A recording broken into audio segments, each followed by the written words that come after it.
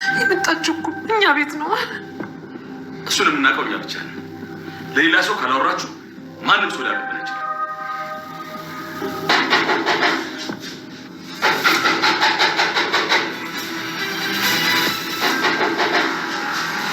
አቶ በኃይሉን በስተመጨረሻ እቅዱና እንዲሁም ደግሞ ሲፈልገው የነበረ ነገር ተሳክቶለታል ማለት ነው። ብሌንም እንግዲህ ወላጅ እናቴን አገኘው ብላ ደስታዋንም ገና አጣጥማ ሳትጨርስ አሁን ደግሞ በድጋሚ እናቷ እንደሞተች በዛ ላይ ደግሞ በወይዘሮ ሰላም እጅ መሞቷ እጅግ በጣም ልቧን ሰብሮታል። በጣም አዝናለች ማለት ነው። ዳጊም በበኩሉ አሁን ላይ አቶ በኃይሉ ወንጀለኛ አድርጎታል ማለት ለሁሉ ነገር ተጠያቂ ዳጊን በማድረግና ወደ እስር ቤት ሊገባ እንደሚችል እንዲሁም ደግሞ ትልቁን ወንጀል የፈጸመው እሱ እንደሆነ አሻራውም እሱ እንዳለበትም ጭምር እንግዲህ እየነገረው ይገኛል። ቃልና አቶ በኃይሉ አሁን ላይ በጣም እጅጉን ደስተኛ ሆነው ነው የሚገኙት ማለት ነው። ብሌንም በሌላ በኩል ለራሷን ለማጥፋት ተዘጋጅታ ነበረ። ማለትም ወይዘሮ ገነት እንግዲህ በባለፈው በረኪና በመጠጣት እንዲሁም ደግሞ ልትጠጣው ስትልም ይዛት ነበረ ብሌን። በዚህም አጋጣሚ እንግዲህ ብሌን በቃ አንቺ ስትከፊና ሲደብርሽ ማየት አልፈልግም፣ እኔ ይህን ማየት አልችልም በማለት በረኪናውን ግጥም አድርጋ ጠጥታው ነበረ። በሌላ በኩል ቃልና አቶ በኃይሉ አሁን ላይ ለምን ደስ አላቸው ማለት ወይዘሮ አልማዝ በመሞቷ እንዲሁም ደግሞ ዳጊና ሰላም ወንጀለኛ በመሆናቸው በጣም ደስ ብሏቸዋል። ለምን ደስ አላቸው የሚለውን የምናወራ ይሆናል። በሌላ በኩል አሁን ላይ ብሌን ምን ሊሰማት ይችላል? የአቶ በኃይሉ እዚህ የሚያገኘው ጥቅም ምንድን ነው? የምናይ ይሆናል ማለት ነው። ሰላም ጤና ይስጥልኝ ውድና የተከበራችሁ የቻናሌ ቤተሰቦች ተወዳጁን ድራማ አደራ ቀጣይ ክፍል ወደ እናንተ ይዤላችሁ መጥቻለሁ። በዚህ ክፍል ላይ ብዙ ነገሮች ተፈጥረዋል። ቀጣይስ ምን ሊፈጠር ይችላል የሚለውን ነገር የምናወራ ነው የሚሆነው። እንግዲህ በዛሬው ክፍል በጣም ልብ የሚሰበር እንዲሁም ደግሞ የሚያሳዝን ነገሮች ነው የተፈጠሩት ማለት ነው። እንግዲህ ቃልም ለአቶ በኃይሉ ቀጥታ ነበር የደወለችው። ቶሎና ችግር ተፈጥሯል፣ ስለዚህ አሁን ላይ እኛ የምንፈልገው እያንዳንዱ ነገር ተፈጽሞልናል ነበር ብላ የደወለችለት። እንግዲህ አቶ በኃይሉ ሲመጣ በጣም ነው ደስ ያለው። ማለት ወይዘሮ አልማዝ መሞቷ ለሱ በጣም ትልቅ ጥቅም ነው። ማለትም ከዚህ በፊት የሚፈልገው ሰላም ወንጀለኛ ለማድረግ እንዲሁም ደግሞ አሁን ላይ ብሌንና እንዲሁም ሰላም እንዳይገናኙ ነበረ። ይችን ሴትዮ በገንዘብ ገዝቶ ያመጣት አሁን ደግሞ ወደ መቀሌ እንድትሄድ ሲገፋፋት የነበረ አንቺ አሮጌት ሲጣርጌ ከመግደሌ በፊት አንቺን ልጅቷን ከእኔ ያርቂልኝ፣ ልጅቷን እዛ ቤት እንድታወጭልኝ እፈልጋለሁ እያለ እንግዲህ በተደጋጋሚ ሲደውልላት በተደጋጋሚ ሲነግራትና ሲጣ አድርጓት ነበረ። በባለፈው እንዳየ ነው ማለት ነው። አሁን ላይ ይህን የፈጸመችው ሰላም መሆኗ እንደገና ደግሞ ዳጊ ወንጀለኛ መሆኑ በጣም ለሱ በጣም ትልቅ አድቫንቴጅ እና በጣም የሚደሰትበት የደስታው ጥግ የሚደርስበት ነው። ማለትም ሰላምና ብሌን እንዳይገናኙ ነበረ እንግዲህ ይችን ሴትዮ ወይዘሮ አልማዝን በገንዘብ ገዝቶ በቃ ብሌንን እንድትወስችልኝ እፈልጋለሁ፣ እቻ አንቺ አሮጊት በቃ ብሌንን ከኔ እንድታርቂልኝ ነው የምፈልገው፣ ብሌንን ውሰጃት፣ ከዛ ቤት እንድትወጣልኝ እፈልጋለሁ፣ እኔ ረፍት የማገኘው ብሌን ከዚህ ሀገር ከዚህ አካባቢ ብንብላ ስትሄድልኝ ነው እያለ እንግዲህ በተደጋጋሚ እየነገራት ነበረ።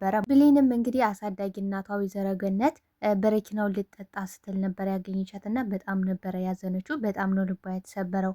በቃ እናቴ በእኔ ምክንያት ነው፣ እኔ ስለተውኩሽ፣ እኔ ስለገፋውሽ፣ እኔ ወላጅ እናቴን ስለመረጥኩኝ ነው እንደዚህ ያደረግኩሽ በማለት እንግዲህ በረኪናውን በመንጠቅ ብሌን ግጥም አድርጋ ጠጥታው ነበረ ማለት ነው። ነገር ግን ብሌን በጣም በትንሹ ነበር የጠጣሽው ደግሞ ሁለተኛ ከዚህ በኋላ እናቴን ብዬ ወደ እናቴ ሲሄድ ሁለተኛ ይሄን ነገር እንዳታደርግና ከዚህ በኋላ ይሄችን ቀን እንድታስታውሳት ነው እንጂ እኔ ፈልጌ አልነበረም። መጠጣት ህልምም ፍላጎትም አልነበረኝም። አምላኬ ወይ ለማስተማርም ቢሆን ተንኮልና ከፋት ስለሆነ እባክህ ይቅር በል እያለች እንግዲህ እየጸለየች ነበረ ማለት ነው።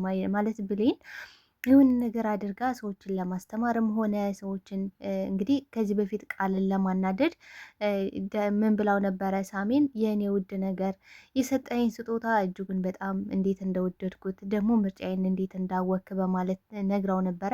ያን ነገር ግን ያለችው ቃልን ለማናደድ ፈልጋ ነው። አሁን ላይ ደግሞ ሳሚ በሯ መጡ እንግዲህ እየተንጓራደደ እየጠበቃት ነው። እሷ ግን ወደ አሳዳጊ እናቷ በመሄድ እና አሳዳጊ እናቷንም ታድጋታለሽ እንግዲህ ከመሞት እሷ ባደርስ ኖሮ ምናልባትም በህይወት አታገኛትም ነበር ማለት ነው። ስለዚህ አሁን ላይ በቃ እበቀልሻለሁ፣ ቀንሽን ጠብቂ፣ እንዴት እንደምሰራልሽ አንቺ አታውቂም፣ እቺ ጨምላቃ እንዴት ትጫወትብኛለች እያለ እሷ ያለችበትን አያውቅም። ነገር ግን እየዛተባት ነው የሚገኘው። ቀንሽን ጠብቂ በማለት ላይ ይገኛል።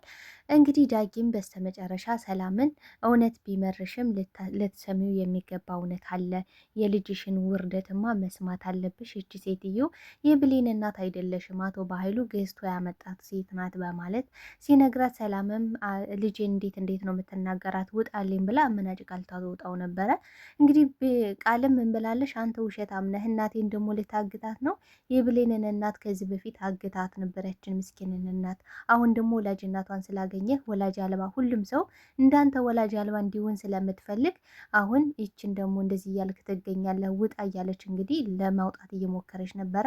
ነገር ግን ዳጊ እውነቱ እንዳይወጣባት እየተደበቀ የሷ ምስጢር ሲወጣ እንደገና ደግሞ የቃል ምስጢር አብሮ ተያይዞ እንደሚወጣ ስለገባው አሁን እዚህ ቤት ንቅንቅ አልልም ካልሰማሽኝ በማለት ነበረ እንግዲህ ግግም ብሎ ሪከርዱን ሲያሰማት፣ አንቺ እንዳንቺ አይነት ልጅ ከሚኖረኝ ባይኖረኝን እመርጣለሁ፣ በጣም ነው ያፈርኩብሽ ነበር ያለቻት ሰላም። እንግዲህ ቃልም ምን ብላለች? ኤዲት አድርጎት ሊሆን ይችላል እማ፣ በቃ ስሚኛ እንዴ እሱ እየዋሸ ነው እያለች እንግዲህ ብዙ ነገሮችን እየቀባጠረች ነበረ። ደግሞ እኔ ምን አገባኝ ከዚች ሴትዮ ጋር እኔ ምን አገናኘኝ ስትል እንግዲህ ወይዘሮ አልማዝም ዝም በይ አፍሽን አትክፈችብኝ፣ የአንቺን ጉድም እንዳላወጣው መዘዝሽን ነበር ያለቻት። ማለትም እኔ የአቶ በኃይሉ ከዚህ በፊት እንግዲህ ቃል ራሷ ባንደበቷ በለፈለፉ ይጠፉ ነው የሚባለው። በራሷ ምን ብላታለሽ? እኔ የአቶ በኃይሉ ሰው ነኝ። ስለዚህ አንቺ በገንዘብ ተገዝተሽ እንደመጣሽ የብሌን ወላጅ እናት እንዳለውሽ አውቃለሁ። ገና ልትምጭ ገና ምክሩ ሲመከር ራሱ እኔ ነበርኩኝ። ስለዚህ አታስቢ፣ ሁሉንም ነገር ንገሪኝ እና እዚህ ቤት ደግሞ መጠንቀቅ ይኖርብሻል። ለማን ምን ማውራት እንዳለብሽ ማሰብ አለብሽ ብላት ስለነበረ ይህንም ጉዷንም ለማውጣት ለሰላም ልትናገር ነበር። እንግዲህ ሰላም ራሷ ከዚህ በፊት ጠርጥራ ነበረ። ምን ብላለሽ? ቃልና እች ሴትዮ የሆነ የተደበቀ ነገር አላቸው፣ በመካከላቸውማ የሆነ ነገር አለ እያለች እንግዲህ እሷ ራሷ ጠርጥራ ነበረ። ነገር ግን ወይዘሮ አልማዝም ቃልን አንቺ ጉድሽን አወጣዋለሁ፣ እያንዳንዱ ነገርሽን ዘረግፈዋለሁ፣ አፍሽን አትክፈች ስትላት እንግዲህ ምን አድርጋለች? ቃል የጥፊ መተታታለሽ አልማዝን ማለት ነው። በዚህም ሁኔታ በጣም ተናዳና ተበሳጭታ ስለነበረ ልታንቃት ነበረ ወይዘሮ አልማዝ። ነገር ግን ሰላም ልጄን እንዴት ነው የምትናገሪያት? ልጄን እንደዚህ ብለሽ እንዳትናገሪያት በማለት ዞር በይ እባክሽ፣ የራስሽን ጉድ መጀመሪያ የራስሽን ጉድ ባወቅሽ እና በሰማሽ ከጀርባሽ የሚደረገውን ነገር መጀመሪያ ባወቅሽ ልቀቂ ነበር ያለቻት።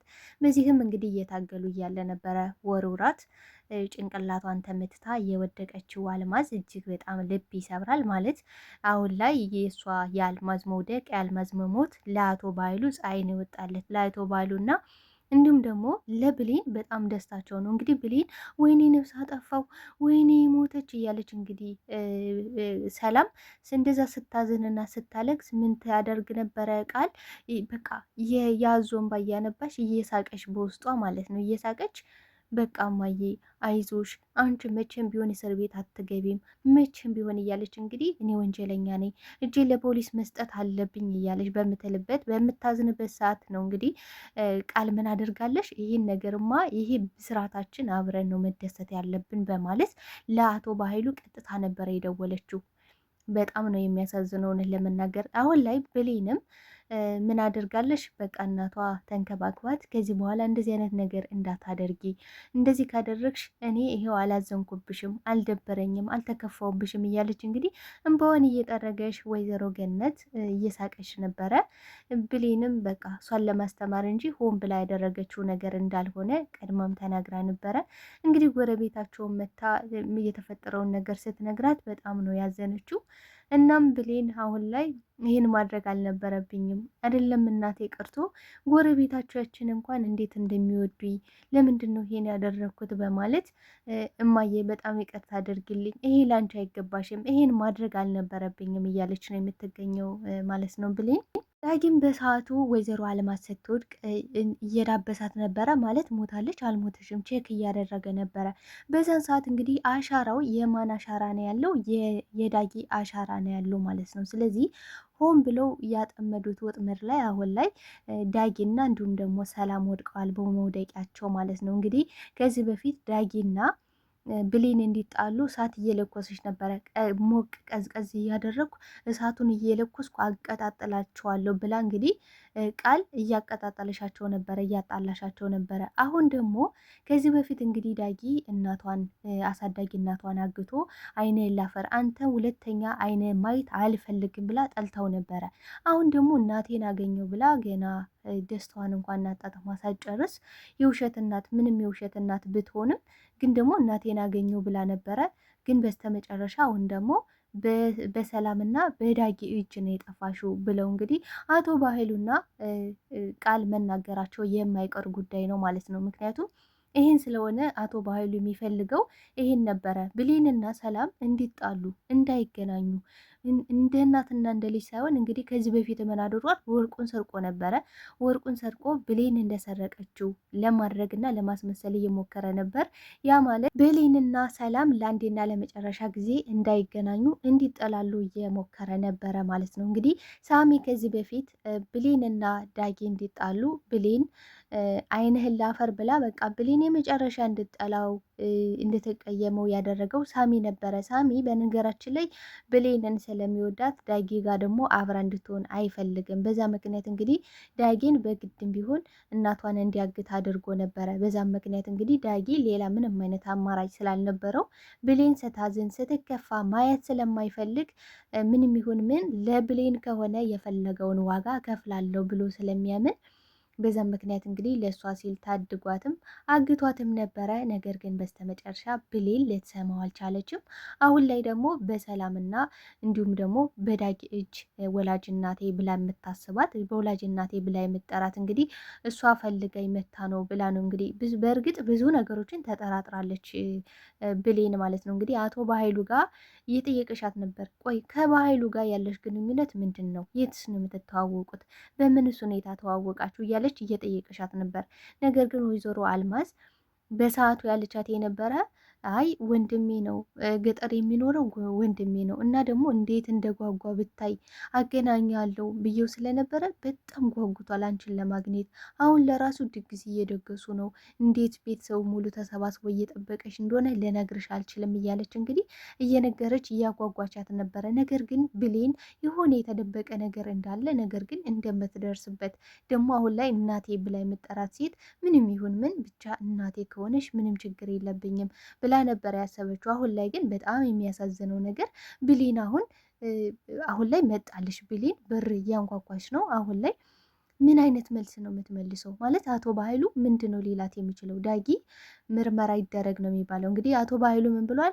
ማንም ሳያይና ሳይሰማ ወስደን እንቀብራታለን ደግሞ እንግዲህ ሰላም ምን ብላለች? በቃ እጄን ለመንግስት መስጠት አለብኝ፣ ለፖሊስ ሰጣለሁ፣ ምክንያቱም እኔ ወንጀለኛ ያለችው ነበረ። ነገር ግን እንግዲህ አቶ በኃይሉ ምን ብሏል? በፍጹም እህቴ እኔ በወንድምሽ አታምኝም አትተማመኝም ብይም በእኔ የምትተማመኝ ከሆነ በፍጹም አንቺ ወደ እስር ቤት አትገቢም። ነገር ግን ራቅ ያለ ቦታ ማንም ሳያይና ሳይሰማ ወስደን እንቀብራታለን ነበር ያለው። ዳጊም በፍጹም አይሆንም ብሎ ነበረ። በፍጹም እንደዛ መሆን የለበትም፣ ከወንጀል ላይ ሌላ ወንጀል መሰራት የለበትም ሲል እንግዲህ መጀመሪያ ላይ ሬሳዋ ስትወድቅ ሴትየዋ የነካት ማን ነበረ ማለት የአሻራው ከዛ ይገኛል ሲል እንግዲህ ዳግም ነበረ የነካት ማለት ሞታለች አልሞተችም የሚለውን ቼክ ለማድረግ ማለት ነው። እንግዲህ ዳግም በጣም ፈርቶና ደንግጦ ስለነበር እኔ ነኝ የነካሁት በቃ ውስጥን እንቅበራት ብሏል መጨረሻ ላይ ማለት ነው። ምክንያቱም ሌላ ምንም አይነት አማራጭ አልነበረውም ማለት ነው። ስለዚህ አሁን ላይ አቶ በኃይሉ ብሌንና እንዲሁም ደግሞ ወይዘሮ ገነት እየመጡ ነው። ስለዚህ ቃል በቃል ምን ሊላቸው ይችላል? ዳጊስ እውነቱን ይነግራታል ወይስ ደግሞ ጸጥ ይላል?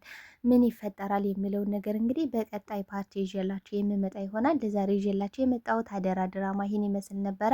ከዚህ ድራማ ላይ ምን ተማራችሁ? እንዴት ሳያችሁት? አቶ በኃይሉ አሁን ላይ ተሳክቶለታል። ሰላም የምትወጣበት መውጫ መንገድ ይኖራል ብላችሁ ታስባላችሁ? እስኪ ሀሳብ አስተያየታችሁን በኮሜንት ሴክሽን ላይ አስቀምጡልኝ። አብራችሁኝ ስለነበረን ቆይታ እጅግ አድርጌ አመሰግናለሁ። ለቤት አዲስ የሆናችሁ ቤቱን ላይክ፣ ሰብስክራይብ በማድረግ ቤተሰብ እንድትሆኑና እንዲሁም ደግሞ እንድታበረታቱኝ ስል በአክብሮት ጠይቃለሁ። በተረፈ መልካም ጊዜ። ባይ ባይ። ወዳችኋለሁ።